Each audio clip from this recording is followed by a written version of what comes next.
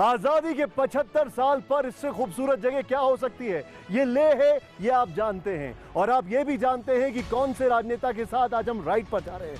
वो आज हमें बताएंगे राष्ट्रवाद के बारे में उनकी क्या राय है। वो हमें बताएंगे कि हिंदुत्व के बारे में उनकी क्या राय है। सुपर एक्सक्लूसिव टेलीविजन पर पहली बार असदुद्दीन ओवैसी के साथ।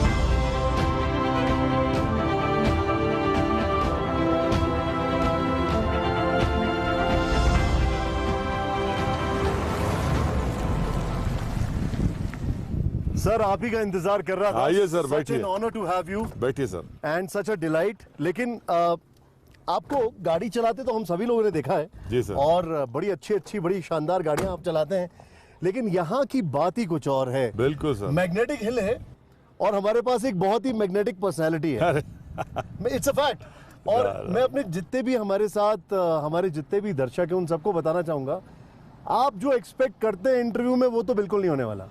मेरे साथ है असदुद्दीन ओवैसी साहब। आप सब जानते हैं इनको इंट्रोडक्शन की कोई ज़रूरत नहीं है और इनका इंट्रोडक्शन तो विपक्ष और सत्ता पक्ष दोनों खुद दे देता है। लेकिन एक ऐसी चुंबकीय शक्ति जो कि इस मैग्नेटिक हिल की तरह है, लेकिन इस मैग्नेटिक हिल की तरह ऑप्टिकल इल्यूजन नहीं है। उसके पीछे बहुत बड़े बड़े फैक्ट्स हैं, उसके पीछे बहुत ज़बरदस्त अगर कहा जाए लोगों का समर्थन है। जैसे हैदराबाद, मुंबई, बिहार, यूपी और अब गुजरात की तरफ भी कूच कर रहे हैं। बिल्कुल बिल्कुल गुजरात की तरफ भी कूच कर रहे हैं। तो अब ये सिलसिला शुरू कर दें और आइए सर चलते हैं। सर, सबसे पहले तो एक चीज़ बताइए मुझे कि 75वीं वर्षगांठ है आज़ादी की। जी। अमृत महोत्सव है, इतना अच्छा मौका है और एक तरफ पाकिस्तान, एक तरफ चीन। हाँ। मुझे एक बात बताइए, राष्ट्रवाद की अगर बात होती है तो ओवैसी साहब वो राष्ट्रवाद को कैसे देखते हैं? वो इस चीज़ को कैसे असेस करते हैं, कैसे समझते हैं? सर, मेरा मानना यह है कि मेरा राष्ट्रवाद यह है कि हमारा जो वतन अजीज़ है, जो देश है, दुनिया में कोई ऐसा मुल्क नहीं है ना देश है।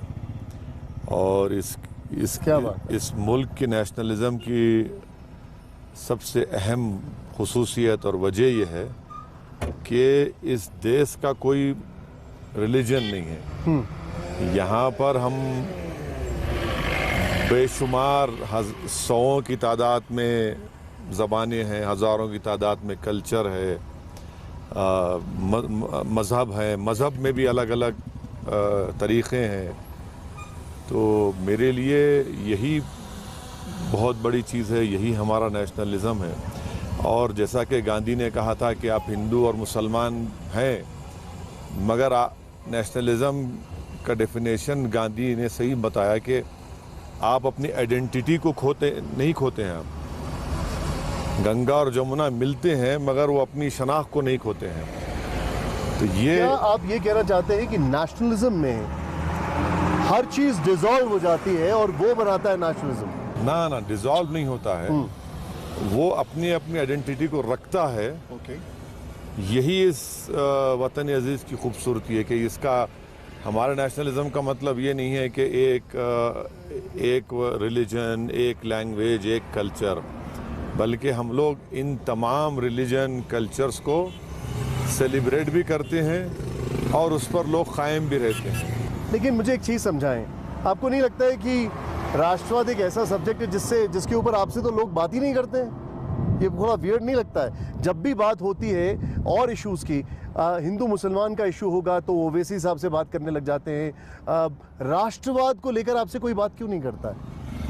राष्ट्रवाद के ताल्लुक से तो हमको तो एंटी नेशनल कह दिया जाता है, तो फिर बात ही क्या होगी? जब आप हमको किसी को एंटी नेशनल कह देंगे तो फिर बात ही नहीं होगी।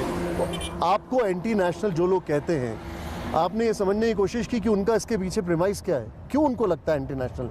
क्योंकि मुझे याद है, मुझे कई सारे बयान आपके याद हैं जब आपने वेहमेंटली पाकिस्तान के अगेंस्ट में बोला है। आपने कहा ये मेरा मुल्क है, मैं यहीं रहूँगा, मैं पाकिस्तान की निंदा करता हूँ, कई बार आपने बोला है। तो अब उन लोगों का ज़्यादातर एक तो उनकी हेट्रेड है, उनका हेट्रेड के साथ साथ वो समझते नहीं हैं और जो उनको बतला दिया जाता है उसी के मुताबिक वो इस तरह की बकवास करते रहते हैं। मगर चलिए, अच्छा है आज आपसे बात हो रही है इस बारे में। ओवैसी साहब, अगर मैं इस चीज़ को थोड़ा सा एलैबोरेट होकर समझना चाहूँ, क्या आपको लगता नहीं है कि एक बहुत ही मिसकंस्ट्रू इमेज जा रही है नेशनलिज्म की, जहाँ पर अगर आप सपोज किसी भी चीज़ के खिलाफ में बोल रहे हैं जो कि सही नहीं हो रहा है। मैं आपको मिसाल के तौर पर देता हूँ, अगर आपने महंगाई के बारे में बोला, अगर आपने कुछ दिक्कतों के बारे में बोला, अगर आपने कुछ और चीज़ों के बारे में बोला, तो धीरे धीरे वो चीज़ें ड्रिफ्ट कर जाएंगी। वो आपको नेशनलिज्म, एंटी नेशनलिज्म, वो एक अलग चश्मे से देखने लग जाते हैं। क्या ऐसा लगता है आपको, ऐसा हो रहा है? बिल्कुल हो रहा है, हमारे मुल्क में, हमारे देश में बिल्कुल हो रहा है। अगर आप जो इस्टेब्लिशमेंट का सेट नैरेटिव है उससे अगर आप हटकर बात करेंगे तो उनको बड़ी तकलीफ हो जाती है कि आपने ये बात ही क्यों की। अब मिसाल के तौर पर हम यहाँ पर हैं जी, कितने खूबसूरत जगह, बिल्कुल लेह में है। अगर आप हिस्ट्री में जाएंगे तो औरंगजेब ने ही यहाँ पर फौज भिजाकर, जो तिब्बत से लोग आ गए थे यहाँ के राजा को तंग करने के लिए, तो औरंगजेब ने फौज भिजाई। अब आप ये बात अगर कर देंगे तो बोलेंगे देखिए ये तो मुगलों की बात कर रहा है, औरंगजेब की बात कर रहा है। तो राष्ट्रवाद में सच्चाई तो बयान करना पड़ेगा। नहीं, लेकिन देखिए, अब आपने औरंगजेब का जिक्र किया, अब जैसे आपके जो भाई हैं वो औरंगजेब की कब्र पर गए तो उसको बड़ा इशू बनाया गया, लेकिन औरंगजेब को क्या आप नेशनलिस्ट मानते हैं? क्या आप मानते हैं राष्ट्रवादी भारत के प्रति, या औरंगजेब को आप उस नज़रिए से देखते हैं जिस नज़रिए से उसको पोर्ट्रे किया जाता है? मेरी नज़र में हमारी हिस्ट्री का एक हिस्सा है औरंगजेब, उसको कोई डिनाई नहीं कर सकता है। एब्सोल्युटली, ठीक है। मेरी नज़र में आज औरंगजेब की अहमियत नहीं है। अगर कोई अपने आप को नेशनलिस्ट कहता है, पेट्रियोटिक कहता है, तो औरंगजेब से बड़ा मुद्दा आज 28% नौजवानों की बेरोजगारी है। ये नेशनलिज्म का डिमांड है। ठीक है। 50% महंगाई में इजाफा हो गया है। ये नेशनलिज्म का एक डिमांड आप पर है कि आप इस पर बात करें। तो और अगर आप उससे ज़्यादा अगर आप जाएंगे तो नेशनलिज्म अगर आप देखेंगे तो उबैदुल्ला सिंधी, बरकतुल्ला भोपाली, राजा महेंद्र के साथ वो लोग अफ़गानिस्तान में government of India in exile बनाए थे। और वो भी एक राष्ट्रवाद है, क्योंकि हम आज़ादी के 75 साल के आज़ादी मना रहे हैं। फिर वहीं आप राष्ट्रवाद अगर आप देखेंगे तो मौलाना महमूद उल हसन जो रेशमी रुमाल की तहरीक में माल्टा की जेल में थे, आज भी भारत से डायरेक्ट फ्लाइट नहीं है माल्टा को, मगर वो माल्टा की जेल से वापस आए, दारुल उलूम का क़याम अमल में लाए। जी, तो ये एक राष्ट्रवाद है। नहीं, लेकिन जैसे आपने जिक्र किया एस्टैब्लिशमेंट का, अगर सरकार एस्टैब्लिशमेंट, क्या आपको ऐसा लगता है कि वो नेशनलिज्म अपनी कन्वीनियंस पे पोर्ट्रे करती है, या देखिए एक के तौर पर? एक नेशनलिज्म ये हो गया है कि अगर आप सरकार की कमजोरियों को क्वेश्चन करेंगे तो आपको इंटरनेशनल कह दिया जाता है। नहीं, लेकिन फिर इसमें खाली हिंदुओं को कहा जाता है या मुस्लिम्स को भी कहा जाता है? सबको कहा जाता है। जो कोई भी अगर आज की मौजूदा सरकार को, प्रधानमंत्री को अगर आप क्वेश्चन करेंगे तो फौरन आप कहा जाएगा एंटी नेशनल। अगर आज आप जैसा कि ये नेशनलिज्म का और भारत से मोहब्बत का, वालेकुम सलाम, क्या बात है, आपके कितने फैंस हैं यहाँ पर? हाँ, वो भारत से मोहब्बत का डिमांड ये है कि जिन वादियों के दरमियान से हम गुजर रहे हैं, जिन पहाड़ों के दरमियान से, यहाँ से थोड़ी दूर पर हमारी फौज चीन की फौज से आंख में मिलाकर खड़ी हुई है। 2 साल से चीन हमारी ज़मीन पर कब्जा करके बैठा है। हॉट स्प्रिंग, डेप्सांग प्लेन्स में उन्होंने टावर लगा दिए। अब आप जब ये पूछते हैं तो बोलेंगे ये देखिए ये एंटी नेशनल बात कर रहा है। ये सच्चाई है। लेकिन एक चीज़ मैं आपसे समझना हूँ, देखिए हम लोग आज़ादी की 75वीं सालगिरह, उसकी वर्षगांठ की बात कर रहे हैं। एक छोटा सा विषय, जैसे आपने बोला हिंदू और मुस्लिम्स दोनों को एंटी इस्टेब्लिशमेंट अगर बोलते हैं तो एंटी नेशनलिस्ट कह देते हैं। मैं आपसे एक चीज़ समझना चाहता हूँ, आज अगर हम बात करें मिसाल के तौर पर तिरंगा को लेकर चीज़ें चल रही हैं, तो ये कहा जा रहा है तिरंगा का डीपी लगाएं।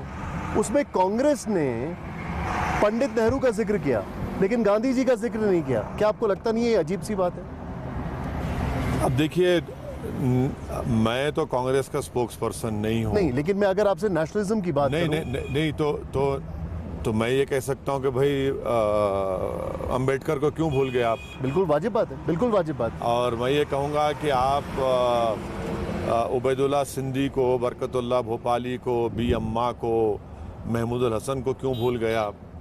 अल्लामा फजल खैराबादी को क्यों भूल गए? मौलवी अलाउद्दीन को क्यों भूल गए आप? मौलाना अहमदुल्लाह को क्यों भूल गए आप? क्या हमारी नेशनलिज्म की हिस्ट्री भी सिलेक्टिव हो गई है?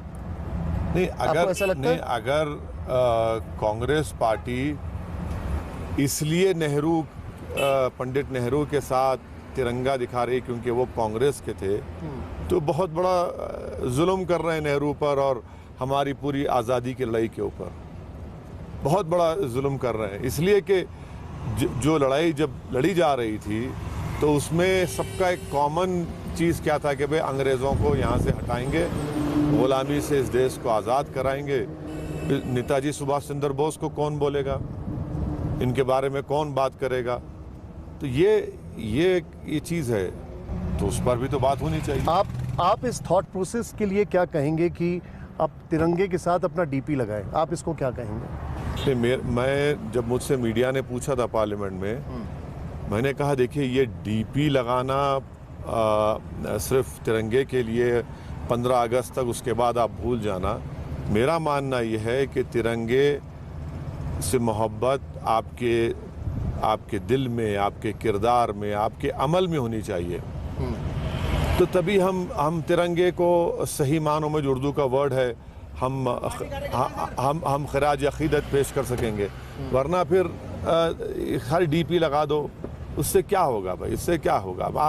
आप मोहब्बत तो करिए मुल्क से, और तिरंगे की लाज आप उस वक्त रखेंगे जब आप मुल्क को मजबूत करेंगे। मुल्क एक ताकतवर मुल्क बनेगा, सुपर पावर बनेगा। यहाँ के जो डेमोग्राफिक डिविडेंड है, लेकिन उसमें लगाने में दिक्कत क्या है? मेरी नज़र में ये सिर्फ एक चंद दिन के लिए है। इसमें कोई आप लगा रहे हैं, लगाइए, मुझे एतराज़ नहीं। पर मेरा मानना ये है कि डीपी से लगाकर कोई मोहब्बत का इजहार सही तरीके से नहीं हो सकता। आप जस्टिस नहीं कर रहे हैं, ना तिरंगे से कर रहे हैं, ना हम उन अजीम आज़ादी की लड़ाई में लड़ने वाले। आपको नहीं लगता है कम से कम उसके प्रति एक इज्जत दिखा रहे हैं, प्यार दिखा रहे हैं? वो तो एक होता ही है ना जेस्चर। वो हर मुसलमान, हिंदू, सिख, ईसाई, दलित, जो कोई भारत का नागरिक है, उसके दिल में तिरंगे से मोहब्बत थी और हमेशा रहेगी, हमेशा रहेगी। मगर तिरंगे से आपको मोहब्बत है और गरीब से मोहब्बत नहीं है। तिरंगे से आपको मोहब्बत है मगर दौलतमंद को आप ताकतवर कर रहे हैं। तिरंगे से आपको मोहब्बत है मगर आप कमज़ोर को ताकतवर नहीं कर रहे, ताकतवर को ताकतवर बना रहे हैं। लेकिन आपने जैसे ये कहा कि गरीब से मोहब्बत नहीं है, जो रसूखदार है उनको और आप रसूखदार बता रहे हैं। बिल्कुल। इसके पीछे आपका क्या तर्क है? मतलब इसके पीछे बिल्कुल, देखिए, इसलिए कि एक किसान को स्टेट बैंक ऑफ इंडिया से 32 पैसे का एनओसी हासिल करने के लिए तड़पना पड़ा, और वहीं पर 2,45,000 करोड़ के जो डिफॉल्टर थे उनके लोन को आपने राइट ऑफ कर दिया। तो ये एक मिसाल बता रहा हूँ आपको। मैं समझ गया आपकी बात, आप क्या कहना चाह रहे हैं। एक तिरंगे का जिक्र हुआ है, मुझे याद है आपने कुछ दिन पहले एक ट्वीट किया और वो आरएसएस को लेकर आपने उसमें बहुत अच्छा पुराना डेटा निकालकर आपने अच्छा, यानी कि डेटा आपने बहुत पुराना निकाला था कि आरएसएस ने उसको भगवा रंग की बात की थी। आप उससे क्या मैसेज क्या देना चाह रहे थे असदुद्दीन ओवैसी साहब उस ट्वीट से? मैसेज ये देना चाह रहा था क्योंकि देश के प्रधानमंत्री ने डीपी का जिक्र किया। फिर देश के प्रधानमंत्री ने अपनी जो किताबें लिखी उसमें कहा कि आरएसएस मेरा एक इंस्टीट्यूशन रहा है, आरएसएस मेरी एक परवरिशगाह थी वो। तो हम प्रधानमंत्री से पूछना चाह रहे थे और आरएसएस से भी कि ऑर्गेनाइजर मैगजीन जुलाई 1947 में ये कहा था कि इस देश का नेशनल फ्लैग भगवा होना चाहिए, डिमांड किया था उन्होंने। फिर उसके बाद उन्होंने अगस्त 1947 ऑर्गेनाइजर मैगजीन ने लिखा जो आरएसएस का माउथपीस है, जिसमें लिखा है कि 3 रंग जो है वह अशुभ हैं, ईवल हैं, इसका साइकोलॉजिकल इम्पैक्ट पड़ेगा। तो क्या प्रधानमंत्री आज भी उस बात को मानते हैं या उसको आरएसएस रिजेक्ट करती है? ये हमारा उनसे सवाल था। नहीं, लेकिन मुझे लगता है कि अगर उन्होंने उसका जिक्र नहीं किया, आगे मेंशन नहीं किया, तो I think they have moved on. नहीं, मूव्ड ऑन नहीं है। देखिए, ये मूव्ड ऑन की बात नहीं है। जब एक हिस्टोरिकल फैक्ट है, देखिए 1930 1930s में तिरंगा की एक तहरीक शुरू की गई थी। इस तरह का तिरंगा नहीं था। क्या मौसम है वो सीजन? हाँ बिल्कुल। देखिए, खुदा की नदी जो ओरिजिन है वो यहाँ पर हमारे ठीक बगल में इंडस नदी है, यहाँ पर वो पहाड़ है, और मेरे साथ एक बहुत खास मेहमान जो कि पहाड़ की तरह इंडियन पॉलिटिक्स में टिके हुए हैं। नहीं, कहाँ पहाड़? अच्छा, मुझे एक बात बताइए। मैं जर्रा हूँ सर, मैं जर्रा हूँ। मैं ये जानना चाहता हूँ, क्या ये जर्रा इस देश का प्रधानमंत्री बनना चाहता है कभी? नहीं, मैं आप इससे पहले भी जब आप पार्लियामेंट के सामने बिठाकर हमसे इंटरव्यू किए थे, वो भी बड़ा बेहतरीन था इंटरव्यू। उस वक्त भी आपने सवाल किया था, आज भी किया। ये सब देखिए, ये मेरी ना सोच है तो ना। आपका एम्बिशन क्या है? जिस तरीके से आपकी पार्टी एक्सपैंड कर रही है, जिस तरीके से आप आगे मूव ऑन कर रहे हैं, हर प्रदेश में आपके फुटप्रिंट्स दिखाई दे रहे हैं। तो यकीनन ये हमारी कोशिश है, ये हमारी मेहनत है, ये हमारी ख्वाब है। और हमारा ख्वाब ये है कि भारत ताकतवर मुल्क बनेगा, और बनना भी चाहिए। और उसके लिए, बनने के लिए बहुत ज़रूरी है कि भारत में जो अल्पसंख्यक समाज है उनको उनका हिस्सा मिले, से पॉलिटिक्स में, राजनीति में मिले, हर तालीम में मिले, हर जगह मिले। क्योंकि तभी जाकर, देखिए, भारत जो है ना, एक सिर्फ अल्पसंख्यक समाज? सुनिए, भारत जो है एक गुलदस्ता है। ये तो बात सही है आपकी। ये गुलदस्ता है भारत, और उस गुलदस्ते में जितने फूल हैं, कोई एक फूल को नहीं कोई एक फूल भी ना मुरझाए, उसकी कोई पत्ती ना मुरझाई जाए। और किसी एक ज़बान हो या मज़हब हो, वो इससे कमज़ोर ना पड़ जाए। क्योंकि अगर कमज़ोर पड़ेगा तो एक अधूरापन नज़र आएगा भारत में। तो अल्पसंख्यक समाज के साथ जो दलित समाज है, जो कमज़ोर है, इन सब को उनका एक जायज़ मुकाम मिले, यही हमारी कोशिश है। और इस कोशिश में हम अपने आप को आगे बढ़ा रहे हैं। देखते हैं लेकिन क्या आपकी पार्टी सिर्फ अल्पसंख्यक समाज को देख रही है, या आपका इस पे पैन इंडिया या पैन कम्युनिटी? देखिए, हमारा मानना ये है कि आज भी, जैसा मैंने आपसे कहा कि सरकारें जिस किसी पार्टी की रही हैं, सच्चाई यह है कि उन्होंने ताकतवर को ताकतवर किया और कमज़ोर को ताकतवर नहीं बनाया। उनकी आंखों में कमज़ोर ताकतवर होना चाहिए था, जो नहीं रहा है। इसीलिए आज आप देख रहे हैं कि गरीबी बढ़ रही है, बेरोज़गारी तो खैर पूरे विश्व में सबसे ज़्यादा बेरोज़गार हैं, तो अनफॉर्चुनेटली हमारे मुल्क में हैं। तो ये इन चीज़ों की तरफ उसी वक्त रुख होगा जब ये समाज के लोग इन बातों को समझेंगे। और वो, क्या आपको नहीं लगता, मैं आपको इस चीज़, आपने ये पॉइंट रखा है, कि आपको नहीं लगता है कि ये सारी आवाज़ें जो हैं अब विपक्ष की तरफ से भी बस एक सिंबॉलिज्म के तौर पर आती हैं? तो अगर आप समझेंगे कि कांग्रेस में गांधी परिवार विपक्ष को कोई देश को कोई राह दिखाएगा, तो मैं साफ तौर पे कह रहा हूँ कि मुझे उम्मीद नहीं है। क्या वजह उसकी? नहीं है, इन लोगों की जो क्रेडिबिलिटी होती थी अब नहीं रही है। इनकी क्रेडिबिलिटी नहीं रही है। एक के बाद एक आप चुनाव हार रहे हैं। क्रेडिबिलिटी या कॉम्पिटेंस? देखिए, कॉम्पिटेंस नहीं रहने से तो क्रेडिबिलिटी क्वेश्चन में आती है ना आपकी। नहीं, तो फिर आपको, क्या आप ये कहना चाह रहे हैं कि कांग्रेस के बजाय अब देश को एक दूसरा बीजेपी के सामने ऑल्टरनेटिव ढूंढना पड़ेगा? यकीनन पैदा होगा। जिंदगी में कभी वैक्यूम नहीं रहता, ये कुदरत का निज़ाम। लेकिन क्या कांग्रेस की वो स्टेज आ चुकी है कि अब एक ऑल्टरनेट देश को ढूंढना पड़ेगा? खुद ब खुद देश ढूंढ लेगा। इतना बड़ा देश है, कोई वैक्यूम नहीं रहेगा इस देश में, कभी वैक्यूम नहीं रहेगा।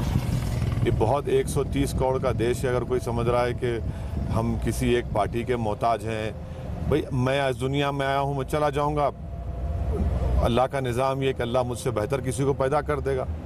तो मगर ये एक बहुत बड़ा एक इशू है। लोग इसको गहराई से देख रहे हैं और महसूस भी कर रहे हैं। एक के बाद एक आप चुनाव हारते जा रहे हैं, तो फिर जाहिर है एक वक्त आएगा जब लोग बोलेंगे कि भाई अब हमको नए तरीके से, नए सिरे से भाजपा का मुकाबला करना पड़ेगा। एक क्योंकि 75वीं वर्षगांठ है और हम बात कर रहे हैं नेशनलिज्म की, तो आपने अभी एक ऐसा पॉइंट टच किया है जो कि मुझे थोड़ा सा इस देश के लिहाज से थोड़ा सा सेंटिमेंटल करता है। ऑन द अदर साइड, मेरा किसी पार्टी के प्रति बायस नहीं है, लेकिन देश की सबसे पुरानी पार्टी, एक ज़माने में सबसे बड़ी पार्टी, उसके डाउनफॉल या उसका, अगर आप जो बोल रहे हैं उसके ख़त्म होने के पीछे की वजह आप क्या देख रहे हैं?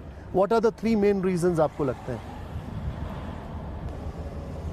देखिए, मैं तो इतना बड़ा क्या बोलना चाहिए, पॉलिटिशियन नहीं हूँ, ना कोई ओपिनियन तज्जिया निगार हूँ कि उसका पूरा डाइसेक्ट कर सकूँ।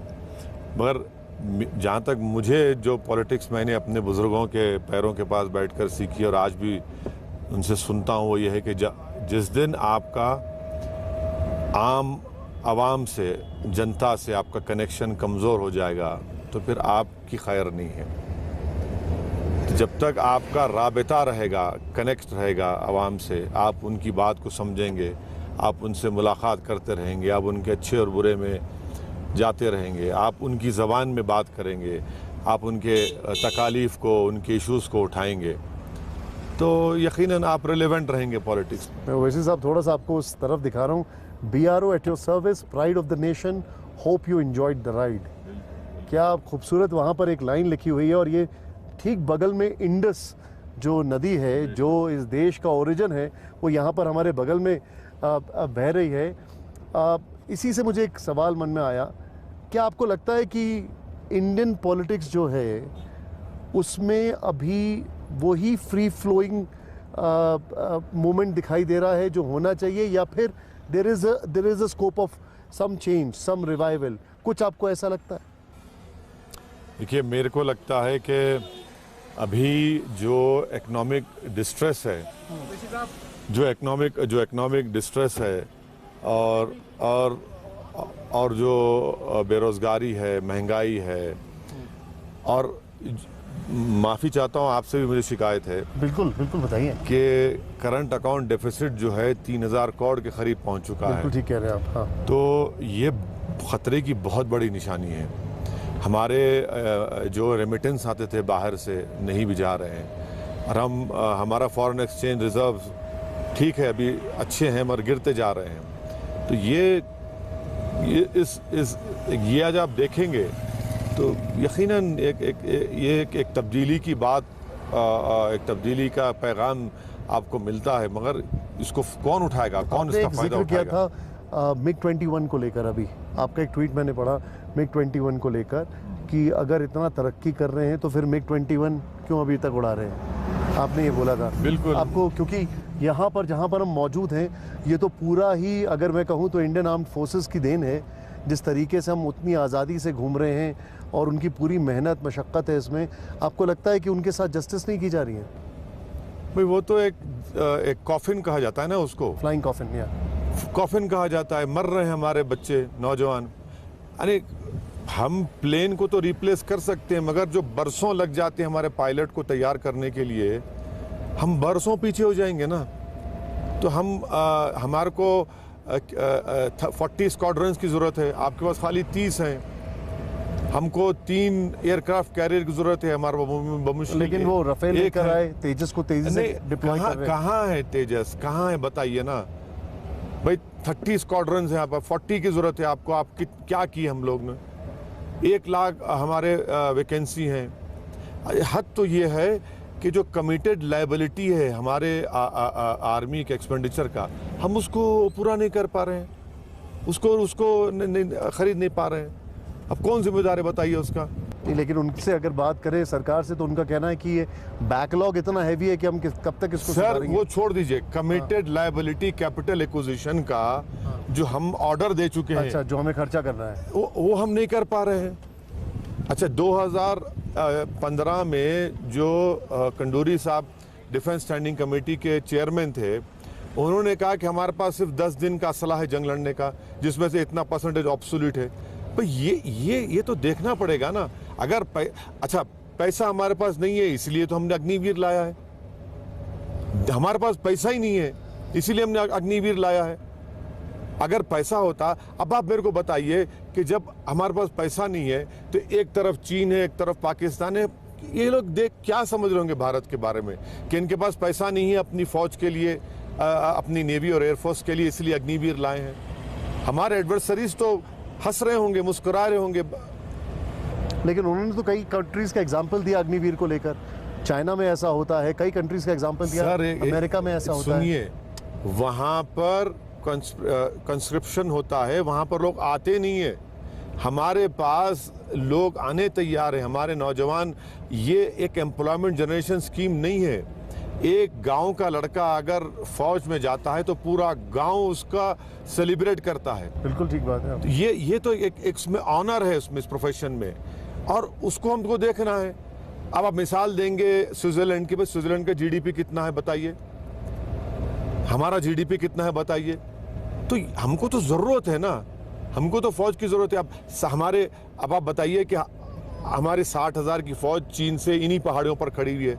हाँ। और हमको मजबूरी की हालत में पाकिस्तान से सीज फायर एग्रीमेंट साइन करना पड़ा। और ये जो एरियल एक्सरसाइज चीन कर रहा है ना, आप देखना, हमारी बात यकीन कर लीजिए, रिकॉर्ड कर लीजिए। अगर एक्सीडेंट होगा तो कहीं ना कहीं, खुदा ना खास्ता, कहीं जंग ना हो जाए चीन से, जब क्या करेंगे हम?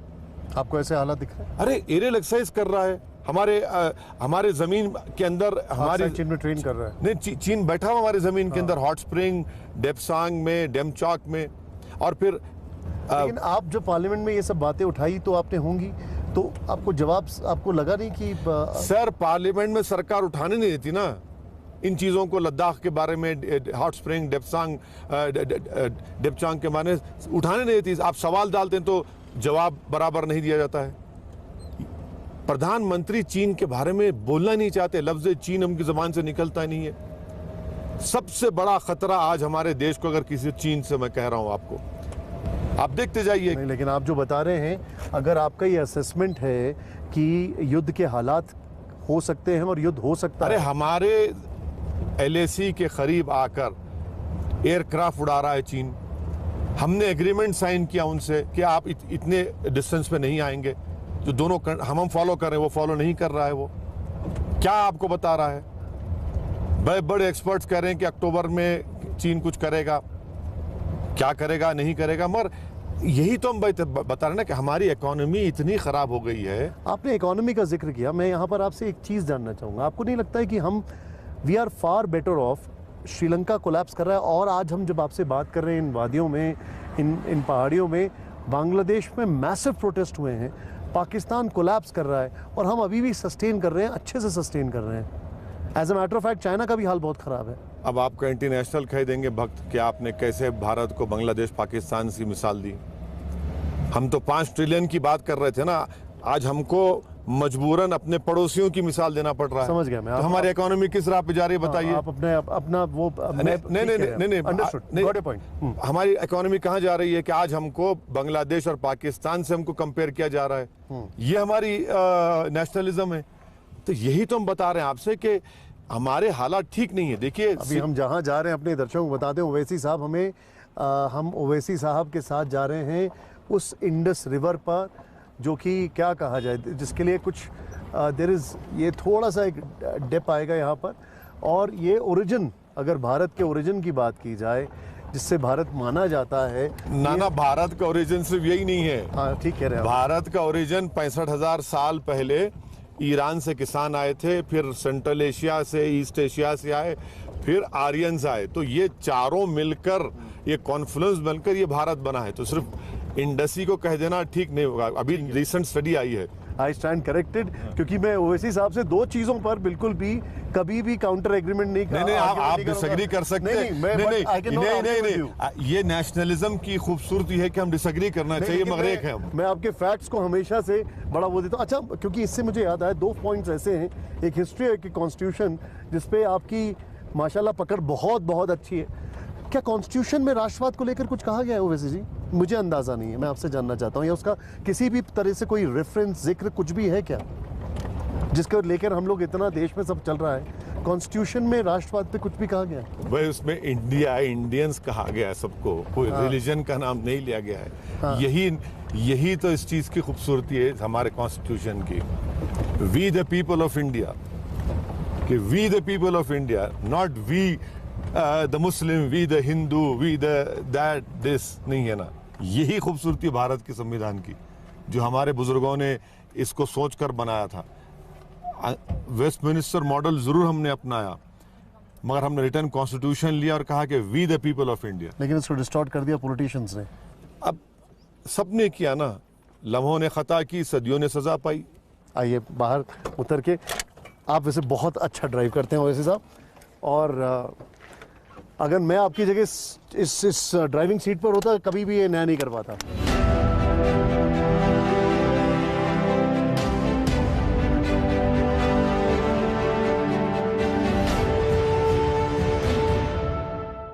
ओवैसी साहब, अब हम ओवैसी साहब के साथ आ गए हैं। ये है इंडस रिवर, और ओवैसी साहब ने वैसे ही आपको बताया अभी ओरिजिन्स में भारत के कई सारे फैक्टर्स हैं, उनमें से एक ये भी है। हमारे जो योगेश भाई हैं वो बता रहे थे, और ये सबको पता है कि कैसे पाकिस्तान से ये नदी आती है। मैं आपसे एक चीज़ जानना चाहूँगा, क्या आपको ऐसा नहीं लगता है कि एक परसेप्शन बन गया है कि अगर कोई मुसलमान है इस देश में तो वो पाकिस्तान ही जाना चाहता है, और इस चीज़ को नेशनलिज्म, एंटी नेशनलिज्म, इसको लेकर बहुत ज़्यादा हाइप किया जाता है? देखिए, जो देश से नफरत करते हैं वही इसी तरह की सोच रखते हैं। ये तो इस तरफ से, हाँ। जो देश से मोहब्बत करते हैं वो इस तरह की बात नहीं करते, क्योंकि जिन्होंने देश की आज़ादी में उनका कोई योगदान नहीं रहा तो उनको पाकिस्तान आ जाता है। हाँ, ये एक तल्ख हकीकत है कि भारत का पार्टीशन हुआ, पाकिस्तान बना, मगर जिनको पाकिस्तान जाना था वो चले गए, और जिन्होंने पाकिस्तान के लिए वोट दिया था, उस ज़माने में एक बात समझना पड़े कि आप और हम वोट नहीं डाल सकते थे। वोट वही डालता था जो नवाब था, जो डिग्री थी, जो एक किस्म का इनकम टैक्स अदा करता था। तो एक इलीट क्लास को वोट डालने का हासिल था, और वो भी बिल्कुल चंद फीसद या परसेंटेज। मेजॉरिटी तो वोट डाल ही नहीं सकती थी। नहीं, लेकिन आज अब मैं आपसे पूछता हूँ, ये सवाल क्यों पूछ रहा हूँ, जब हम लोग राष्ट्रवाद की बात करते हैं तो एक हिंदू राष्ट्रवाद की बात होती है, एक गैर हिंदू राष्ट्रवाद की बात होती है। क्या इसको आप कैसे असेस करते हैं? देखिए, हिंदू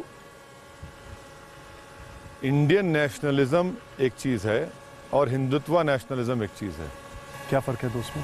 फ़र्क ये है कि इंडियन नेशनलिज्म जो है वो हम तमाम कल्चर्स को, रिलीजन्स को, ज़बानों को, त्योहारों को सेलिब्रेट करता है। वो ये नहीं कहता कि एक देश, एक रिलीजन, एक कल्चर रहेगा। ये हिंदुत्व नेशनलिज्म है। जो इंडियन है, ये हिंदुत्व नेशनलिज्म कहता है कि एक देश, एक कल्चर, एक रिलीजन। जो इंडियन नेशनलिज्म बोलता है कि भाई बस ये सब एक इस देश के एक गार्डन है, इसमें हर तरह के फूल फलेंगे, फूलेंगे, आगे बढ़ेंगे। ये फ़र्क है इंडियन नेशनलिज्म में और हिंदुत्व नेशनलिज्म में। और ये इंक्लूसिव है इंडियन नेशनलिज्म, वो एक्सक्लूजनरी है। ये बुनियादी फ़र्क है इन दोनों में। नहीं, लेकिन क्या आपको ऐसा नहीं लगता है कि इस देश में एक राष्ट्रवाद बीजेपी का है और एक राष्ट्रवाद कांग्रेस का है? देखिए, मैं उस राष्ट्रवाद की बात कर रहा हूँ जिसको महात्मा गांधी, बाबा साहेब अम्बेडकर, पंडित नेहरू, सरदार पटेल, मौलाना अबुल कलाम आज़ाद, और उनसे पहले मौलाना महमूदुल हसन, फिर उनसे पहले सन 57 की जंग आज़ादी में जिन्होंने अपनी जानों को कुर्बान किया, सब ने मिलकर तो अंग्रेज़ों के ख़िलाफ़ लड़ा था ना। कोई अपने आप को ये महसूस नहीं कर रहा था कि हम लोग अलग हैं, बल्कि सब कह रहे थे कि हाँ, मैं हिंदू हूँ, मैं मुसलमान हूँ, मगर इस देश का हूँ, मुझे अंग्रेज़ों से लड़ना है, ये वतन मेरा है। ना किसी मुसलमान ने अपनी रिलीजियस आइडेंटिटी को खोया, ना किसी हिंदू ने अपनी रिलीजियस आइडेंटिटी को खोया। यही तो गांधी का पैगाम था। अभी ये क्राइसिस है देश में? बिल्कुल है, बिल्कुल है। तो आज जो रूलिंग पार्टी है वो तो साफ हिंदुत्व नेशनलिज्म की बात करती है। नहीं, लेकिन एक बात बताइए, जितनी सीटें उन्हें मिली हैं वो खाली हिंदुओं के वोट पे तो नहीं मिली होंगी, मुस्लिम भी होंगे उसमें। तो देखिए, उसका डेटा है, CSDS का डेटा है। बताइए आप। भारत के प्रधानमंत्री मोदी को 2014 में 31% हिंदू वोट मिला और 19 आते आते 37% हो गया। तो एक ही कम्युनिटी है जिसका वोट नहीं बढ़ा नरेंद्र मोदी को। 6% वोट मिला मुसलमानों का 14 में, 19 में उतना ही मिला। दूसरे जितने सोशियो रिलीजियस ग्रुप्स हैं उन सब का परसेंटेज वोट बढ़ता गया। तो क्या पैन इंडिया आपको कोई ऐसी पार्टी दिखती है जो पैन इंडिया उनको रिप्रेजेंट करेगी अभी के हालात में, या अलग अलग पॉकेट? जैसे समाजवादी पार्टी को यूपी में देखा जाता है, आपका एक अपना नीश देखा जाता है। समाजवादी पार्टी कहाँ रही? समाजवादी पार्टी को परसेप्शन तो है ना? समाजवादी पार्टी की हिस्ट्री में बल्कि उत्तर प्रदेश की पॉलिटिक्स में अगर मुसलमानों ने 90% अगर वोट दिया किसी पार्टी को, समाजवादी को दिया इस विधानसभा के चुनाव में, तब भी भाजपा को नहीं हरा पाए। तो ये क्या बताता है? इनकी कॉम्पिटेंस और इनकी क्रेडिबिलिटी को बताता है कि भाई जहाँ से आप चलिए चुनाव हार गए विधानसभा का, जहाँ से आप MP हैं, सांसद थे, जिस सीट पर आपने 19 में 1.5 लाख वोट से जीता, आज वहाँ 6000 वोट से हार गया। वैसे साहब, अब मैं आपसे एक ऐसा सवाल पूछूंगा जिसका जवाब हम हर कोई जानना चाहते हैं। आपने समाजवादी पार्टी पे क्वेश्चन किया, आपकी जो पार्टी है बिहार में, उसके अपने MLAs टूट रहे हैं, उसको आप कैसे देखते हैं? तो अब उनको भाग गए, वो धोखा दिए। धोखा क्यों?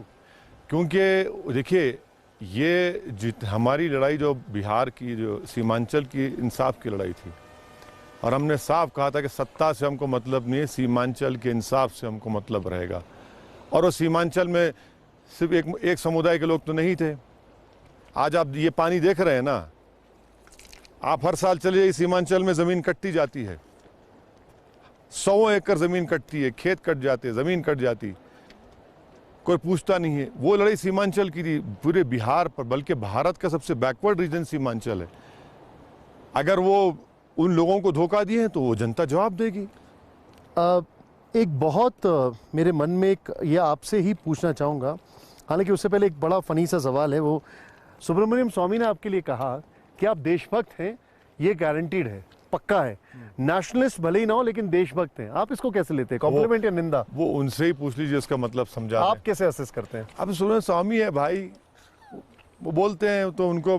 आप मुझे एक बात बताइए, और आपसे मैं उम्मीद करता हूं कि आप इसमें कोई एक ऐसा मैसेज भी देंगे ओवैसी साहब।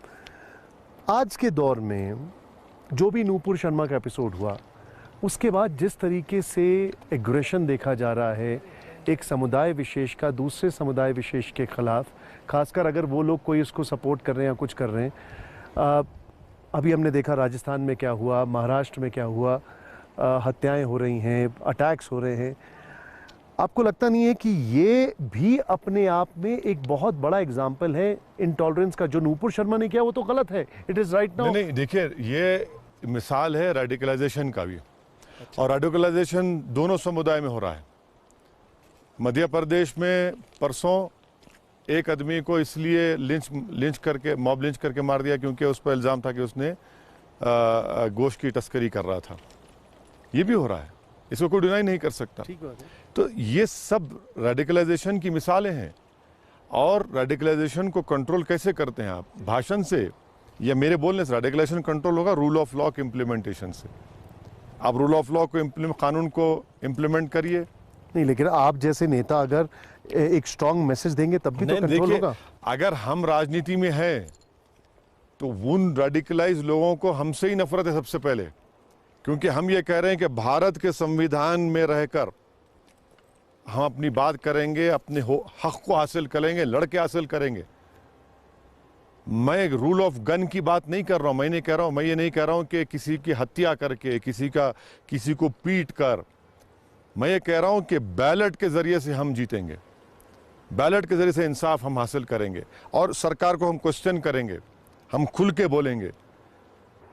आपने बैलेट का जिक्र किया, आप अपनी पार्टी को किन किन राज्यों में एक्सपैंड करना चाहते हैं अभी? अरे, और कहाँ अभी हमारे लिए इमीडिएट ऑब्जेक्टिव और चैलेंज है गुजरात, क्योंकि गुजरात में भी अक्टूबर नवंबर में विधानसभा के चुनाव होने जा रहे हैं। तो गुजरात में, फिर महाराष्ट्र में लोकल बॉडी के इलेक्शन है, उसमें हम तैयारी कर रहे हैं। मध्य प्रदेश में पहली मरतबा हम लोकल बॉडी के इलेक्शन लड़े। मैं उनका शुक्रिया अदा करता हूं जनता के, हमारे उम्मीदवार कामयाब हुए। तो ये इसके बावजूद भी लोग आपको बीजेपी की बी टीम कहते हैं। मुझे फर्क नहीं पड़ता ना, फर्क नहीं पड़ता। मैं इस मिट्टी से पैदा, इस मिट्टी में पैदा, इसी मिट्टी में जाने वाला हूँ, तो पुकारते रहिए, मुझे कोई फर्क नहीं पड़ता। जितना आप पुकारेंगे उतना ज़्यादा मेरा हौसला बढ़ेगा, मेरी जिद बढ़ेगी। मेरे को इनके पुकारने से कोई रुक जाएगा क्या? आप कितना पुकारेंगे, पुकारिए ना, आपका काम पुकारना है, मेरा काम काम करना है। अब हर कोई अगर इल्ज़ाम लगाएगा, बोलेगा, तो ठीक है, लगाइए आप, मगर अगर अभी आपको इस वक्त प्राइम मिनिस्टर मोदी को 2 इंपॉर्टेंट सजेशंस देने हो तो आप क्या देंगे? मैं कहूँगा प्रधानमंत्री, आप इन पहाड़ियों में जो हमारी फौज बैठी हुई है ना, चीन से मुकाबला कर, आप वहाँ पर जाइए। हमको नहीं लेना चाहते, वहाँ पर जाए तो जाते हैं, ना नहीं, हॉट स्प्रिंग में जाइए, जहाँ पर 60,000 फौज हमारी खड़ी हुई है। ये हमको भी जाइए, हम देखना चाह रहे हमारी जमीन पर चीन क्यों बैठा हुआ है।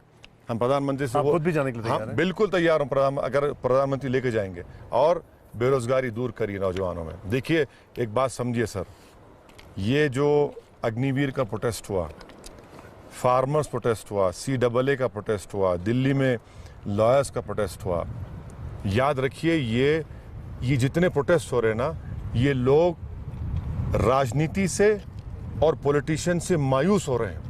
ये हमारे देश के लिए अच्छा लेकिन नहीं। आप तो दूसरी तरफ ये बोल रहे हैं कि पार्लियामेंट में जो सांसद की एज है वो कम करना चाहिए, आपने बोला है। बिल्कुल करना चाहिए, बिल्कुल करना चाहिए, क्योंकि अगर हम 18 साल में वोट डालने दे सकते हैं उसको, और हमारी 50% आबादी का हिस्सा है, 20 साल में बनने दीजिए उसको, MLA MP बनने दीजिए, क्यों ना बने भाई। हमारे पास प्रॉब्लम क्या है ना, कि जब तक सफ़ेद बाल नहीं आएंगे, बुजुर्गी नहीं आती, विजडम नहीं आता। अरे कौन सा में आ रही है भाई? भगत सिंह की एज क्या थी, अशफाकुल्ला की एज क्या थी? 20 साल में उसको MP बन के आने दीजिए, विधायक बने दीजिए, सांसद बने, देखिए उसके पास भी तो आइडियाज होंगे भाई। हमारा जो डेमोग्राफिक डिविडेंड है, उसका फायदा तो उठाना चाहिए ना हमको।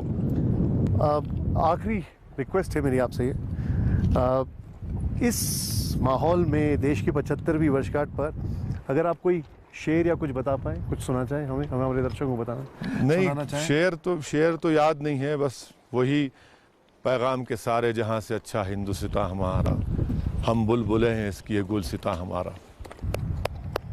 ओवैसी साहब, बहुत बहुत शुक्रिया सर, थैंक यू, बहुत शुक्रिया। इट्स एन ऑनर, आप यहाँ तक आए और एक बहुत स्ट्रॉन्ग मैसेज आपने दर्शकों को दिया। और वो भी ये देखिए, इंडस रिवर यहाँ पर है और एक तरफ इन पहाड़ियों में आप देखिए ज़रा ऊपर, एक तरफ पाकिस्तान, एक तरफ चीन। हम लोग यहाँ पर अभी इस वक्त मौजूद हैं लेह में, और ओवैसी साहब खास तौर पर एक मैसेज देने जनता के बीच यहाँ पर आए हैं देश की 75वीं वर्षगांठ पर। Thank you so much sir. Thank you sir, शुक्रिया, such an honour. Thank you sir, please come. तो सुना आपने, तिरंगे से मोहब्बत दिल और किरदार में होनी चाहिए। राष्ट्रवाद को लेकर मुझे एंटी नेशनल कहा जाता है, PM से सवाल करने पर एंटी नेशनल कहा जाता है। मेरी PM बनने की कोई सोच नहीं है। ओवैसी का जो पहला राष्ट्रवादी इंटरव्यू आपने देखा, उसकी बड़ी बातें इस वक्त हम आपको बता रहे हैं। आज बेरोजगारी और महंगाई बड़ा मुद्दा है। ओवैसी की तरफ से यह जिक्र भी किया गया इस दौरान, और साथ ही कौन सी बड़ी बात कही गई, चीन को लेकर क्या कहा, यह आप जानिए। चीन हमारे लिए सबसे बड़ा खतरा है। PM मोदी चीन के बारे में कुछ नहीं बोलते। LAC का मुद्दा संसद में उठाने नहीं दिया जाता। LAC के करीब चीन विमान उड़ा रहा है। असदुद्दीन ओवैसी की तरफ से यह बड़ी बात कही गई हमारे इंटरव्यू में।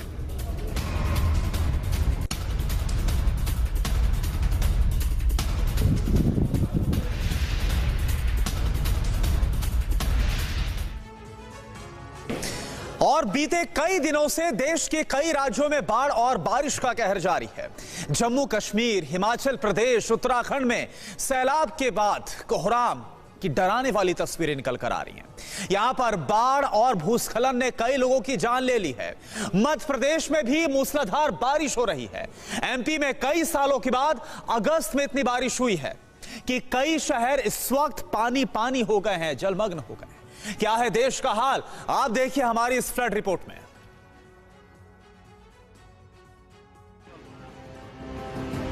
आसमान से धरती पर बरपे कहर की तस्वीर जम्मू कश्मीर के रामबन की है। यहाँ बादल फटने के बाद कुदरत के क्रोध का नतीजा चारों तरफ दिखा। पहाड़ों से मलबा मौत बनकर हाहाकार मचाते हुए नीचे की तरफ उतरा। सैलाब के इस रौद्र रूप को देख लोगों का कलेजा कांप गया। अब रामबन की दूसरी तस्वीर को देखिए। सैलाब का ये रूप डराने वाला है, जहन को खौफ से भर देने वाला है। देखिए पहाड़ से मलबा किस कदर नीचे उतर रहा है। दहाड़ मारता ये सैलाब सब कुछ तबाह कर देने पर उतारू नजर आ रहा है। अचानक आई तबाही की इन तस्वीरों को देखिए।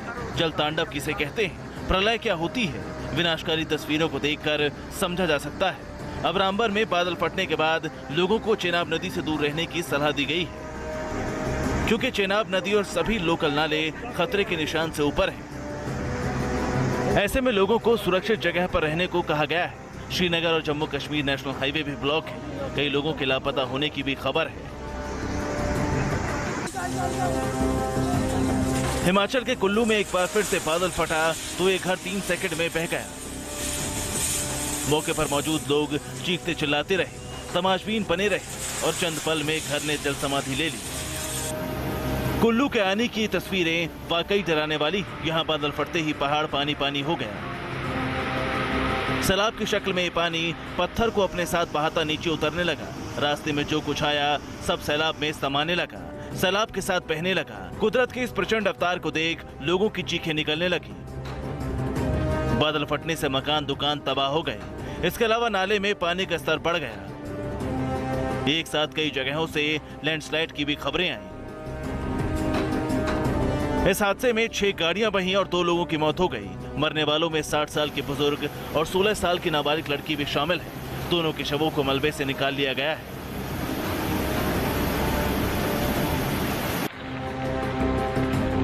उत्तराखंड के उत्तरकाशी में जोरदार बारिश का कहर जारी है। दिन रात हो रही बारिश के कारण नदी नाले उफान पर हैं। कहीं बारिश से सड़कों पर पानी भर गया है तो कहीं सड़कों पर मलबा आ गया है। इससे कई रास्ते प्रभावित हैं। NH 94 पर धरासू और सिलक्यारा के बीच कई जगह मलबा आ जाने से मार्ग बंद हो गया है। वहीं गंगोत्री नेशनल हाईवे पर नेताला और पकौड़ा नाले में मलबा आ जाने से मार्ग बंद हो गया है। PRO और NH विभाग मार्ग खोलने में जुटे हैं। उत्तरकाशी के पुरोला में बारिश से आई बाढ़ की वजह से 10 दुकानें और एक ATM बह गया।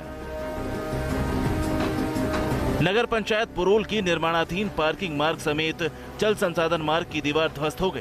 प्रशासन की तरफ से भारी नुकसान की आशंका भी जताई गई।